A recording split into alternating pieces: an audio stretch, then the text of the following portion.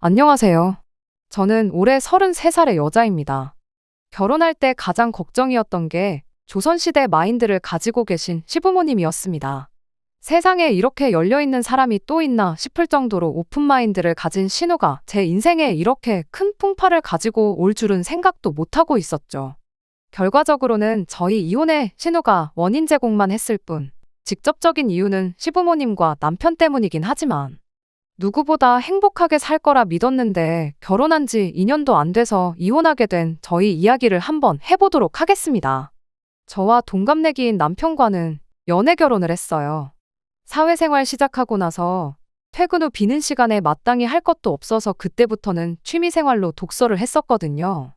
막상 책을 많이 읽기는 하는데 책에 대한 이야기를 나눌 사람이 없는 게 참 아쉽더라고요. 그러다 우연찮은 기회로 독서 모임을 알게 돼 거기에 참여를 하기 시작했어요. 그때 남편을 처음 만나게 되었죠. 모임에 몇 번 나가면서 책에 대한 이야기를 많이 나누긴 했는데 제가 성격이 워낙에 내성적이다 보니 누구한테 먼저 말을 걸고 그러지는 못했습니다. 그러던 중 남편이 먼저 저에게 관심을 갖고 말을 걸어오기 시작했어요. 같은 책을 읽는데도 그걸 해석하는 시각이 날카롭고 남다르다면서요. 그래도 몇 마디 나눠봤다고 다음번부터 모임에 참석하니 남편이랑 대화하는 게 제일 편하더라고요. 그렇게 모임에서 가깝게 지내기 시작하다가 서로 읽었던 책들도 추천해주고 그러면서 모임 외적으로 연락 주고받고 만나는 일도 생기게 되었죠. 그런 식으로 만남을 이어오다 결국엔 연애까지 시작하게 되었어요. 저희가 연애만 3년을 넘게 했습니다. 결혼 이야기가 나와도 진작에 나왔었을 나이인데 워낙에 두 사람이 조심스런 성격이다 보니 누가 먼저 결혼 이야기도 자신있게 꺼내지 못했던 것 같아요. 모임 사람들이나 주변 친구들이 저희 보고 엄청 고리타분하고 같이 놀면 정말 재미없다고 혀를 내두를 정도로 무언가 그런 부분에 있어서는 쑥맥 같은 기질이 다분했거든요. 하지만 결국 3년이란 긴 시간 앞에 나이까지 30이 넘어가 버리고 나니 그때가 돼선 둘 사이에 결혼 이야기가 오가는 사이까지 발전하게 되었죠. 결혼 준비를 하면서 시부모님을 처음 만나는 자리에서 받았던 두 분의 인상은 정말 보수적인 분들이시다는 느낌이었어요. 저희 부모님도 엄격하신 편에 속했지만 시부모님은 저희 친정 부모님보다 더했어요. 부부 사이에서 남녀 역할이 확실하게 정해져 있다고 강조하는 분들이셨죠. 맞벌이도 당연히 해야 한다고 하는 걸로 보아 조선시대 마인드라고까지 하긴 조금 그런 부분도 있기는 했지만 제가 내조를 잘해야 남편 또한 성장할 수 있다는 그런 마인드가 확고하신 분들이었어요. 어차피 결혼하고 나서도 쭉 맞벌이 생활을 유지할 텐데 저 혼자 모든 집안일을 도맡아 할 수 있는 것도 아니고 남편도 결혼하면 집안일을 많이 도와주겠다고 약속을 했었거든요. 밥 차려주고 그런 거야 뭐 제가 남편이 차려주는 밥상 같은 거 기대하고 결혼하는 건 아니었다 보니 크게 개의치는 않았습니다. 힘쓰는 일은 남편이 하고 음식이야 안 봐도 제가 훨씬 더 잘할 테니 식사 준비 정도는 제가 하면 그만인 일이었지요. 물론 시부모님이 말하는 게 끼니만 챙겨주는 걸 말하는 게 아니라 전반적인 가사일에 대한 이야기를 말하는 거였겠지만 어차피 두 분 모시고 한 집에서 살 것도 아니고 날이면 날마다 찾아와서 저희가 집안일을 어떻게 분담해서 하고 있는지 그런 거 검사하고 그러지도 못하실 걸 알았다 보니 크게 상관은 없었어요. 이미 시댁에 인사드리러 가기 전에 남편이 두 분 성향에 대해 미리 귀뜸을 해줬던 것도 있고 해서 대답만큼이라도 시부모님이 원하는 대답을 해드렸었죠. 아무튼 그렇게 처음 시부모님께 인사를 드렸고 며칠 지나서 신우를 처음 만나게 되었어요. 신우는 남편보다 2살 위의 누나인데 이미 저희 둘 사이에서 결혼 이야기가 나오기 반년 전쯤에 결혼해 가정을 꾸리고 살고 있었습니다. 신우가 결혼했다는 사실은 모르고 있었어요. 3년이나 연애했는데 신우 결혼식에 참석을 안 한 이유는 따로 있는 게 아니고 남편이 말을 안 해줬었기 때문입니다. 그땐 저희가 3년 가까이 만나긴 했지만 둘 사이에 결혼 이야기가 오가던 상황은 아니었었거든요.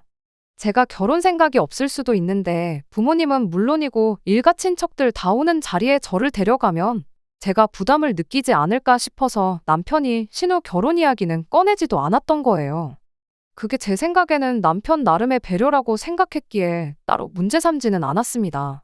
실제로 시부모님 인사드리러 갔을 때 신우 결혼식에는 왜 안 왔냐느냐 하는 이야기조차 없으셨었고요. 아무튼 보수적인 부모님, 고리타분한 남편만 보고 신우도 비슷하게 정도를 따르는 그런 사람일 거라고 막연하게 생각을 했었어요. 그런데 그게 아니었어요. 처음 신우를 소개받는 자리에서 약속 장소에 도착한 신우를 보고 저게 정말 남편하고 한 가족인가 싶을 정도로 전혀 다른 인상을 가지고 있었거든요. 저보다도 2살 위인데 화장도 패션도 엄청 화려하고 심지어 머리도 금발로 염색을 해가지고 있었거든요. 저는 시부모님이 조금 조선시대 마인드를 가진 분들이라고 생각했는데 오히려 신우가 저보고 너는 뭐 조선시대에서 왔냐는 말까지 할 정도로 엄청 개방적인 사람이었습니다. 왜? 우리나라 역사에서도 흥선대원군이 쇄국 정책을 펼친 만큼 고종은 이후에 신문물을 최대한 수용하려고 했었잖아요. 워낙에 고지식하고 엄한 부모님 밑에서 자라서 신우가 저렇게 된 거구나 그런 생각까지 들었죠. 잠깐 인사 정도만 나누는 자리인 줄 알았는데 신우가 뭘 벌써 집에 가냐며 자기는 한 번 밖에 나오면 12시는 돼야 집에 들어가야 되는 사람이라고 하더니 이제 어차피 한가족들 사람인데 진실된 모습도 보여줘야 하는 거 아니겠냐며 셋이서 같이 술을 마시러 가자고 하더라고요. 술을 마셔야지 진실된 모습을 볼 수 있다 생각하는 사람들이 있는지도 그때 처음 알았죠. 평소에는 사람들이 전부 가면을 쓰고 가식적으로 행동하고 있다 생각하는 거였을까요?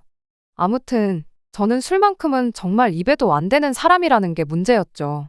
술을 안 마시는 게 모범적인 것이다 하고 금주를 하고 절주를 하고 그러는 게 아니었어요. 제가 그냥 술 자체가 몸에 안 받는 사람이라 정말 술하고는 인연이 없었죠. 어찌어찌 분위기상 소주 한두 잔 정도는 마실 수 있는데 그날 컨디션에 따라서 한두 잔만 마셔도 완전히 정신 못 차리고 뻗어버리는 경우도 허다해요. 그래서 술은 최대한 조심하는 편이죠. 그래서 술은 좀 그렇고 무알콜 맥주 정도는 마실 수 있다고 했더니 취하지 않으면 그게 무슨 재미냐고. 저보고 인생에 진짜 즐거움을 모르고 살고 있다느니 그러더라고요. 가만 보니 31하면 아직 한참 때인데 옷 입는 것도 그렇고 너무 수수한 거 아니냐고. 뭐 조선시대에서 왔느냐고 그러더라니까요. 아무튼 그날 신우가 사람이 부침성이 좋은 걸 떠나서 저랑은 참 안 맞는 사람이라는 걸 그때 처음 알았죠. 그날 이후로 결혼식 올릴 때까지 따로 신우를 만난 적은 없었어요. 이후로 상견례 때는 따로 참석을 안 했고 그 이후로는 결혼 준비한다고 정신없이 바빴거든요. 그 좋아하는 독서 모임도 안 나가고 결혼 준비하는 데만 열중을 했었죠. 그렇게 남편과 결혼을 하게 되었어요. 심해부는 결혼식 당일날 식장에서 처음 만나게 되었어요. 결혼 준비하는 동안은 신우하고 그날 이후로 더 만날 일이 없었다 보니 따로 인사를 나눌 일이 없었죠. 신우의 강렬한 첫 인상 때문에 그랬나 심해부 또한 속된 말로 조금 날티나는 그런 사람일 거라고 생각했었는데 신우랑 부부가 맞나 싶을 정도로 정반대의 인상이었습니다. 동글동글하니 푸근한 인상에 공부도 꽤나 잘했을 것 같은 모범생 이미지였죠. 솔직한 말로 둘이 어울리냐 물어본다면 아니라고 대답할 수밖에 없겠네요. 둘이 나란히 서 있으면 아마 세상 그 누구도 두 사람이 부부라고 생각도 못할 만큼 전혀 다른 두 사람이었거든요. 아무튼 저희가 결혼한 이후로 신은혜하고는 몇 번 만나긴 했지만 대부분이 시부모님이 동석한 자리에서였어요. 그랬다 보니 직접적으로 신은혜랑만 같이 만나 시간을 보냈던 적은 딱 한 번밖에 없었지요. 심해부도 술을 전혀 못하는 사람 같은데 신우는 왜 그렇게 술 타령만 해대는지. 아무튼 만났다 하면 술만 찾는 신우가 부담스러워서 이후로는 신은혜랑 만남을 제가 피하게 되었어요. 하지만 가족들 다 같이 모인 자리에서는 신우도 부모님이 계셔서 그랬나 술을 좀 자중하는 분위기라 그때는 아무 문제 없었지요. 그렇게 온 가족들이 다 같이 모인 자리에서 볼 때마다 느낀 건데 심해부가 신우를 참 많이 아끼고 사랑하는구나 하는 생각이었습니다. 뭐 외식을 가던 시댁에 모여 식사를 하던 그냥 신우 하나만 챙겨주고 그러는 시기였어요. 그래도 명색이 사위인데 장인 장모님 챙기는 척이라도 하는 게 맞지 않나 싶은데 그런 건 하나도 없고 진짜 신우만 그렇게 챙겨요. 예를 들면 뭐 고깃집 가서 외식을 하고 있다 치면 고기가 익는 족족이 신우한테만 덜어주고 신우가 상추를 잘 먹는다 치면 쌈이 떨어지기 전에 몇 번이고 셀프바 왔다 갔다 하면서 리필해주고 그러는 시기였지요. 상추가 한 장 밑으로 내려가지 않고 계속해서 리필이 되는 걸 볼 때면 세상에 이런 애처가가 또 있나 싶었죠. 저희 남편도 저 정도까지는 아니지만 평소에는 저를 잘 챙겨주는 편이긴 한데 시부모님 앞에서만큼은 조금 조심하는 눈치였어요. 결혼하기 전부터 아내가 내조해주는 걸 워낙에 강조하셨던 분들이다 보니 시매부가 신우한테 해주는 걸 남편이 똑같이 저한테 해주는 게 아니라 제가 남편한테 해주는 모습을 보길 바라셨거든요. 한 번은 남편이 제가 잘 먹는다고 반찬을 한 번 들어갔던 적이 있는데 남편이 자리에 다시 앉자마자 저한테 잔소리를 하셨던 적이 있어요. 너는 더 먹고 싶으면 네가 가서 떠오면 되지. 뭘 그런 것까지 남편을 시키냐 하는 식으로 말이죠. 그게 조금 그렇기는 했어요. 당장 그 자리가 시부모님하고 저희 부부만 해서 넷이 모인 상황이었다면 충분히 그런 반응을 보였다 해도 제가 이해를 할 수 있겠는데 뻔히 신우네랑 저희랑 다 같이 있는 자리에서 시매부는 신우 챙기는데 급급해서 다른 가족들은 신경 하나 안 쓰는데 시매부는 그래도 되고 내 남편은 그러면 안 되고 하는 게 도통 이해가 가질 않았죠. 저는 내조를 해야 하는데 신우는 내조를 받아야 하는 거잖아요. 게다가 저는 맞벌이, 신우는 그냥 집에서 살림하는 전업주부인데 말이에요. 하지만 그렇다고 그게 다르다고 불공평하다고 시부모님한테 따져서 뭐 하겠어요. 괜히 잔소리만 듣고 욕이나 먹겠지. 그냥 그러려니 하고 말았죠. 하지만 저도 사람인지라 언젠가부터는 이런 것들이 저를 조금씩 지치게 만들기 시작했어요. 그래도 결혼 직후에는 한 달에 한두 번씩 얼마 안 되는 횟수지만 가족 모임이 있으면 무조건 참석하는 쪽으로 노력을 했었는데 신우는 남편한테 대접받아 마땅하지만 저는 그러면 안 되는 상황이 저를 점점 피곤하게 만들었고 결국 언젠가부터는 시댁 식구들과의 자리를 제가 피하기 시작하는 지경에 이르르게 되었습니다. 아예 시댁 모임의 발길을 끊었던 건 아니지만 한 달에 한두 번씩 있는 자리를 두 달에 한 번만 참석한다든지 하는 식으로 줄이는 시기였죠. 이러나 저러나 맞벌이를 하고 있었다 보니 못 간다고 핑곗거리를 만드는 것 자체는 그렇게 어려운 일이 아니었습니다. 그래도 똑같이 공평해야 한다는 생각에 친정 식구들과의 자리도 똑같이 줄이게 되었고요. 하지만 제가 자기 가족들과 영 가깝게 지내지 못하는 제 모습이 남편 딴에는 많이 갑갑했었던 것 같아요. 은근슬쩍 시부모님이 불편하면 누나랑이라도 좀 친하게 지내면 안 되겠느냐 하는 식의 이야기를 자주 하고는 했었죠.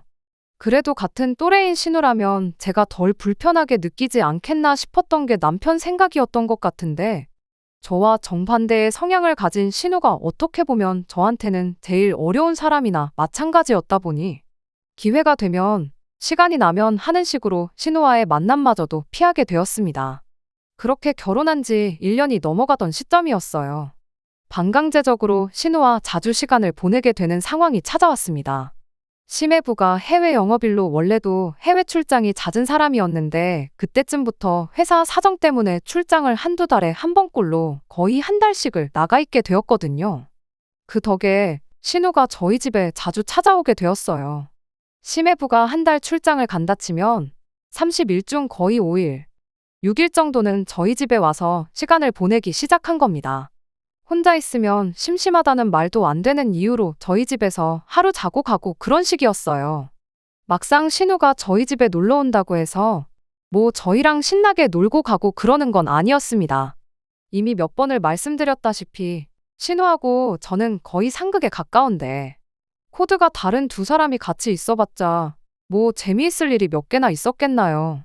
신우는 여느 때처럼 술 타령만 하다가 혼자서 밤늦게까지 TV를 보고 시간을 때우는 시기였어요. TV 볼 거면 집에서 보면 되는 걸 왜 굳이 우리 집까지 와서 봐야 하나 싶을 때가 많았지만 한편으로는 심심한 것보다 혼자 지내는 게 조금 무서워서 그런 건 아닐지 싶은 생각이 들어서 딱히 못 오게 한다던가 하지는 않았습니다. 매일같이 왔다면야 그만 좀 오게 하라고 남편한테 말이라도 했겠지만 말씀드렸다시피 한 달에 대여섯 번 뿐이고 시댁에서도 며칠씩 지내다 가는 것 같은데 오히려 그걸 못 오게 막는다면 제가 이상한 사람이 되는 그런 상황이었으니까 말이죠. 나중 가서 알게 된 사실이지만 신우가 저희 집에 굳이 찾아오는 이유가 알고 보니 남편의 입김이 있었다는 걸 알게 되었어요. 남편이 제가 신우랑 자주 시간을 보내면 그만큼 친해질 거 아니겠냐, 그럼 시댁 모임에 참석하는 것에 대해 거부감을 덜 느끼지 않겠나 하고 너무 쉽게 생각했던 거였죠. 하루는 신우가 금요일 퇴근 시간에 맞춰서 저희 집에 찾아왔어요. 평소 때처럼 저희 집 도착하자마자 TV부터 켜가지고는 혼자서 시간을 보내기 시작했죠. 그런데 한참 TV 보다 말고 난데없이 좀 있으셔서 도저히 못 버티겠다며 저보고 어떻게 이렇게 재미없는 삶을 살 수가 있냐면서 지루하지 않냐고 계속 저한테 말을 걸어오더라고요. 저는 아무 문제가 없는데 왜 그러시냐 하면서 대충 받아치고 있었는데 신우가 그러지 말고 자기랑 한 번만 밖에 나가서 놀아보면 어떻겠냐고 묻대요. 여지껏 이렇게 재미없게 살아온 거 손해보고 살았단 느낌이 들 만큼 새로운 세상을 보여준다면서요. 그러면서 자꾸 같이 나가자고 졸라대는데 애둘러서 좋게 좋게 거절하고 있었는데 그때 남편이 저를 방으로 따로 불러서 누나가 저렇게까지 나오는데 한번 같이 나가서 시간 보내고 와주면 안 되겠냐 하더라고요. 신우가 저랑 얼마나 친해지고 싶어서 저러겠냐고, 누나가 저만큼 노력하는데 계속 이렇게 피하기만 하는 거 솔직히 보기 좋지가 않다면서요. 누나의 정성을 봐서라도 한 번만 같이 나가서 시간 좀 보내고 와보면 안 되겠느냐 부탁을 하더라고요. 결국 남편의 부탁에 이기지 못해 신우와 둘이 나가기로 했죠. 이미 집을 나서는 순간부터 저는 어색하기만 했는데 신우는 의욕이 엄청 넘치더라고요. 그때까지만 해도 저는 별 생각 없었죠. 오히려 남편 말이 맞는 것 같아 반성까지 되대요. 그래도 가족이라고 신우도 나랑 성향이 전혀 다른 걸 알면서도 친해지자고 이렇게 노력하는데 솔직히 심해부가 신우한테 잘하는 게 자기 아내라서 잘하는 거지 뭐 작정하고 나를 시부모님 앞에서 물먹이려고 그러는 것 아니지 않나 그런 생각도 들었습니다. 그냥 시부모님의 이중적인 잣대가 불편했을 뿐이었으니까요. 그래서 밖에 나가서부터는 이렇게 된 거 그래 신우를 제대로 겪어보지도 않고 무작정 내가 실험만 한 걸 수도 있겠구나 까짓거 신우랑 한번 친해져 보자 싶었어요. 혹시 아냐고 신우랑 친해지면 나중에 시부모님이 심해부와 남편을 두고 이중적인 태도를 보일 때 신우가 나서서 제 편을 들어줄 수도 있지 않겠나 나름 최대한 긍정적으로 상황을 받아들이려고 하고 있었어요. 신우가 자꾸 뭐 하고 싶냐 뭘 좋아하냐 묻길래 저는 잘 모르니 형님이 가자는 대로 따라가겠다고 했어요. 그렇게 신우가 자주 간다는 술집으로 향했죠. 술은 같이 못 마셔줄지라도 술상대 정도는 되어줄 수 있겠다는 생각에 별 생각 없이 따라간 거예요. 그런데 신우가 저를 데려간 곳이 그냥 술집이 아니라 남녀가 합석해서 술 마시는 그런 헌팅 술집이었다는 게 문제였어요. 신우가 여지껏 몰랐던 새로운 세상을 보여준다는 게 난생 처음 보는 남자랑 합석해서 술 마시는 걸 줄은 정말 상상도 못했죠. 아니, 감히 세상 누가 상상이나 하겠어요. 다른 사람도 아니고 지 동생의 배우자를 데리고 나와 합석하는 헌팅 술집에 데려오는 신우가 세상에 어디 있겠나요? 제가 형님한테 미쳤냐고 결혼한 사람이 이런 곳을 왜 오냐고 딴 데 가자고 했더니 이런 데 오면 결혼한 사람이 오히려 더 인기가 많다면서 저보고 결혼 반지는 잘 끼고 왔지? 하고 딴소리를 하고 있는 거 아니겠어요. 그러더니 기어이 남자 2명을 어디서 물어와 합석을 시키기까지 하는 겁니다. 그 와중에 신우가 제 옆에 앉으려는 사람한테 한다는 소리가 제가 술을 2잔만 먹어도 뻗어버리는 애라고 어떻게든 술 2잔만 먹이라는 소리를 하는데 그걸 보고 장단 맞춰주는 것도 여기까지다 싶어서 그냥 자리에서 일어나 버렸어요. 신우가 저를 붙잡아 오겠다고 같이 따라 나왔죠. 신우가 저한테 한다는 소리가 산통 깨지 말고 정 같이 놀기 싫으면 머릿수나 맞춰달라길래 심해부도 형님 이러는 거 알고 있느냐고 따졌죠. 신우는 당연히 알고 있다고 설마 남편 모르게 이런 데를 다니겠냐면서 다 믿음이 있으니까 가능한 거라는 소리를 하대요. 그러더니 저한테 자기가 뭐 이상한 거 할 줄 알고 끝까지 갈 줄 알고 이런 데 오는 줄 알았냐면서 되려 저를 이상한 사람 취급하는 거 아니겠어요? 이야기가 길어지니 왜인지 모르겠는데 합석할 뻔했던 남자 둘이 어슬렁어슬렁 가게 밖으로 나와서 저희 쪽으로 오더라고요. 뭐 술 한 잔도 안 먹고 먹튀당한 줄 알았다며 안주 다 시켜놨다고 얼른 들어가서 놀자길래 저는 그냥 가봐야겠다고 한마디 했어요. 남자들이 그럼 짝이 안 맞아서 쓰겠냐면서 돌아선 제 어깨를 잡았는데 그때 보니까 저 남자들 왼손 약지에도 반지가 하나씩 껴있대요. 알이 크고 반지도 줄이 굵은 게 그냥 커플링은 아닌 것 같고 저 인간들도 결혼해서 가정이 있는 인간들처럼 보였어요. 어처구니가 없어서 집에 있는 가족들 생각하면서 니들끼리 재미나게 놀라고 한마디 했죠. 그랬더니 남자들이 뭐 말을 그렇게 하냐며 성질을 내기 시작했는데 신우가 두 사람을 말리더니 자기가 한참 때는 혼자 몸으로 두 사람 세 사람도 상대했다면서 저런 재미없는 거 같이 있어봤자 분위기만 상한다고 그냥 셋이서 놀자고 그러더니 저는 그냥 두고 가게 안으로 들어가 버리더군요. 저대로 두고 가도 되나 걱정이 되긴 했는데 감시한다고 따라 들어갈 수도 없고 언제 나올 줄 알고 밖에서 기다리고 있자니 그것도 아닌 것 같고 심해부도 이러는 거 안다는데 어련히 알아서 잘하겠지 하고 그냥 집에 들어와 버렸어요. 남편이 왜 벌써 왔냐, 누나는 어쩌고 혼자 왔냐 물어보는데 당신 누나가 헌팅 술집 데려가서 내 옆에 남자 한 명 붙여주더라 그렇게 한마디 해주려다가 신우 사생활도 있고 저는 2시간도 안 돼서 집에 돌아오긴 했지만 남편이 괜히 나까지 이상하게 볼 수도 있겠다 싶기도 했어요. 그래서 그냥 앞뒤 다 자르고 신우가 중간에 아는 사람들 만나서 그 사람들하고만 놀길래 그냥 혼자 집에 돌아왔다고 그렇게 한마디 하고 말았죠. 남편도 제가 처음 보는 사람들 많은 자리를 싫어하는 걸 알아서 그런지 별말은 안 하더라고요.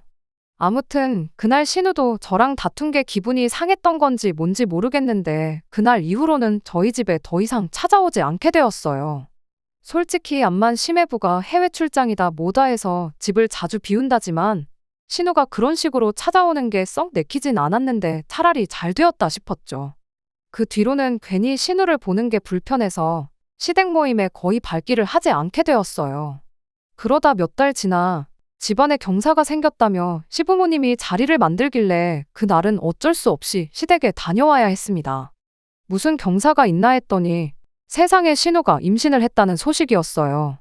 시부모님은 물론이고 심해부도 입이 귀에 걸려서 다들 행복한 표정이었습니다. 그날 자리의 주인공인 신우만 빼고요. 가만 보면 웃고는 있는데 그 표정이 마치 억지로 웃고 있는 듯한 느낌이었달까요? 아니나 다를까 그로부터 몇 달 더 지나서 집이 아주 난리가 나버렸습니다. 시어머니가 다급하게 저희를 집으로 불러내서 찾아가 봤더니 집이 아주 개판 5분 전이 되어 있었어요. 집에는 심해부와 신우는 물론이고 심해부의 부모님까지 있었어요. 심해부 아버지 되시는 분이 집을 난장판으로 만들고 있으니 그것 좀 어떻게 말려달라고 남편을 찾으셨던 거죠. 무슨 상황인가 하니 그날 제 안 좋은 예감이 정확하게 들어맞았던 거예요. 그 기쁜 날 신우가 왜 반쯤 정신 나간 표정으로 웃고만 있었는지 저 혼자서만 생각하고 있던 게 실은 진짜 그래서였던 겁니다. 신우 뱃속에 있는 아이가 심해부의 아이가 아니었던 거죠. 심해부가 신우를 얼마나 굳게 믿고 있었던 건지 날짜 계산도 안 해보고 임신 소식에 당연히 자기 아이겠거니 생각했었나 보더라고요. 그런데 심해분의 부모님은 뭔가 찜찜했었나 봐요. 아들이 출장을 저렇게 다니는데 날짜 정도는 확인해봐야 싶었던 거죠. 그리고 아니나 다를까 날짜를 역으로 계산해보니 앞만 봐도 한참 해외 출장 중일 때 생긴 아이가 아니고선 그 날짜가 나올 수 없다는 걸 눈치챈 거죠. 말인즉슨 신우 뱃속의 아이가 심해부의 아이일 수가 없다는 사실을 알게 된 거예요. 만약 심해부가 신우의 임신 사실을 몰랐더라면 아무도 모르게 그 전에 어떻게든 조치를 취할 수 있었을 텐데 심해부가 임신 사실을 알게 되었으니 신우도 어떻게 대처를 못하고 심해부 아이인 척하면서 어찌할 바를 모르고 정신줄을 놓고 그러고 있었던 겁니다. 그런데 이젠 병원 간다고 해서 해결이 되지도 않을 만큼 시간이 지나버려 어쩔 수 없이 아이를 낳아야 하는 상황이 찾아오게 된 거죠. 심해분의 집에서 당장에 이혼부터 시키라고 난리를 떨었는데 그 와중에 또 신우에 대한 심해부의 사랑은 여전하더군요. 신우랑 이혼하고 싶지 않다고 그냥 내 자식이다 생각하고 키우겠다고 자기 부모님한테 대들고 있는데 그 말이 끝나기 무섭세 심해분의 어머니는 뒷목부터 잡고 쓰러지네 만회하고 있고 콩가루 집안도 이런 콩가루 집안이 따로 없었습니다. 결국 심해분의 집에서 시댁에 조건을 걸기를 애를 입양을 보내던 어떻게든 우리 아들 앞길에 걸림돌이 되지 않게 알아서 처리를 하라고 한 거예요. 그리곤 그때까진 연락도 하지 말라고 한마디 하고 시매부를 데리고 나가더라고요. 그제서야 시부모님도 신우한테 미쳤냐고 제정신이냐고 뭐라 한마디 하시대요. 애 아빠는 누구냐고 남자 쪽에도 책임이 있는 거니 그 사람까지 한자리에 불러서 상의를 해봐야 하지 않겠냐는데 신우가 아무 말도 안 하고 가만히 있더라고요. 그걸 보고 있던 제가 한마디 했어요. 혹시 그날 만난 두 사람 중 한 명 아니냐고요. 신우는 모르겠다고 대답을 하더라고요. 그 전에도 그 이후에도 그런 식으로 만난 남자가 한둘이 아니고 심지어 그렇게 만난 사람들 연락처도 모른다고 하더라고요. 어떻게 그럴 수가 있냐고 했더니 한 번 만나고 말 사람들 연락처를 알아서 뭐 하겠냐는 소리를 하대요. 그런 식으로 한 번만 만나면 일탈이지만 두 번을 만나면 불륜이라고. 자기도 조심한다고 한 건데 왜 이렇게 된 건지 모르겠다며 짜증만 내고 있는 겁니다. 애 아빠가 누군지도 모른다는 사실에 어이가 없었는데 더 어이가 없는 건 그런 이야기 나누는 동안 온 가족들이 눈이 휘둥그레져서 저를 쳐다보고 있었다는 사실이에요. 그러더니 이 책임을 저한테 돌리기 시작하더군요. 시어머니가 너는 신우가 그렇게 밖으로 도는 걸 다 알고 있었던 거냐고. 그걸 알면서도 어떻게 한 가족이 돼서 신우를 말리지 않았을 수가 있었냐고 하면서 신우가 이렇게 된 게 다 제 탓이라는 말도 안 되는 소리를 하는 겁니다. 어이가 없었죠. 방금 신우가 하는 말 못 들으셨냐고 그날 말고도 이미 몇 번을 더 그런 식으로 호박씨를 까고 그랬다는데 어떻게 그게 내 탓이 될 수나 있느냐고 따졌습니다만 이미 시부모님한테는 이 일의 원흉이 신우가 아니라 저였고 이 모든 책임을 제가 져야 한다는 식으로 저를 몰아가기 시작했어요. 애 아빠가 누군지는 이제 알 필요도 없는 상황이었죠. 그들 생각에는 원인 제공자를 이미 저로 점 찍어 놓은 상태인데 그게 뭐가 중요했겠어요. 결국 시부모님은 그 책임을 저에게 전부 떠넘기고는 그래도 우리 사위가 우리 딸을 너무나 사랑해서 애만 없어지면 결혼 생활을 이어가겠다고 하지 않느냐고 그게 얼마나 다행이냐고 한마디 하더니 신우애는 저희 호적에 올려서 저희들 자식으로 키우면 되겠다는 소리를 하는 거 아니겠어요? 신우도 그제서야 상황이 어떻게 돌아가는 건지 깨달은 듯 엄마 말이 맞다고 지금 생각해보니까 그동안 그렇게 만난 사람들 전부 술만 마시고 말았었지. 실수했던 건 그날 저랑 있을 때 만났던 두 사람들밖에 없다고. 그렇게 말을 바꾸더라고요. 그때 제가 자기를 제대로 말렸으면 이런 일이 발생하지 않았을 거라며 애는 내가 대신 낳아준 거라 생각하고 자기 배불러 낳은 애를 저희들 자식으로 키우라는 소리를 하는 겁니다. 그 와중에 남편은 암만 자기 가족들이라고 해도 다들 미친 거냐고 한마디를 해줬어도 모자랄 판에 무슨 성인군자가 되어가지고는 생명의 존엄성을 운운하면서 가족들하고 편먹고 저를 설득하려고 들더라고요. 그래도 누나가 낳은 아이면 한 핏줄인데 피가 섞인 가족을 어떻게 누군지도 모르는 사람들한테 키우라고 입양을 보낼 수 있겠냐며. 어차피 너 나이가 33살 나이면 노산이라 임신도 힘들다 하고 아이도 정상이 아닐 수도 있다는데 그냥 누나 아이를 우리 아이라 생각하고 우리가 맡아서 키우자는 겁니다. 남편한테 너도 똑같이 따라서 미친 거냐고 피가 섞인 게 니네 집 식구들 피만 섞였지 내 피가 섞였냐고 한마디 따졌어요. 33살 나이가 노산인 것도 무슨 뭔 상관이냐고 네 누나가 암만 젊은 사람인 척 하고 다녀도 우리보다 2살 더 많은데 눈에 뵈는 게 없어서 이제 기본적인 산수도 안 되냐 따졌죠.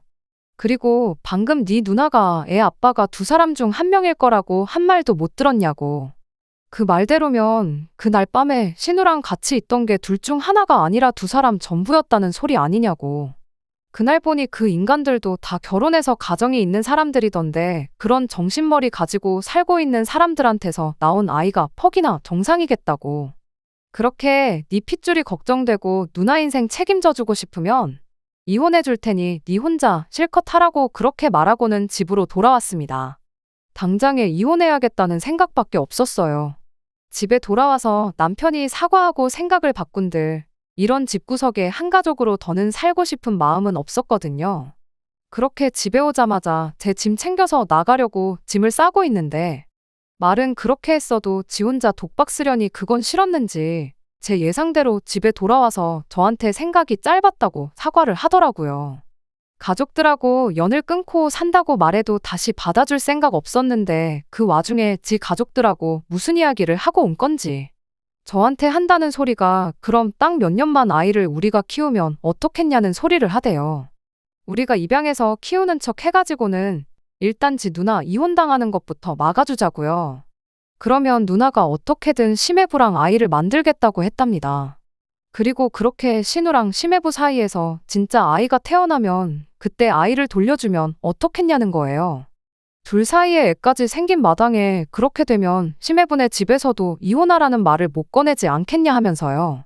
길어야 2년 정도밖에 안 걸리지 않겠냐고, 그 정도는 할 수 있지 않겠냐고 저를 설득을 하려 드는데 집에 돌아와서 암만 나한테 싹싹 빈다고 한들 무조건 이혼 말고는 다른 선택지는 없을 것이다. 그 짧은 사이에 마음을 확실히 굳힌 제가 참 장하다 싶대요. 결국 그렇게 남편과는 이혼을 하게 되었습니다.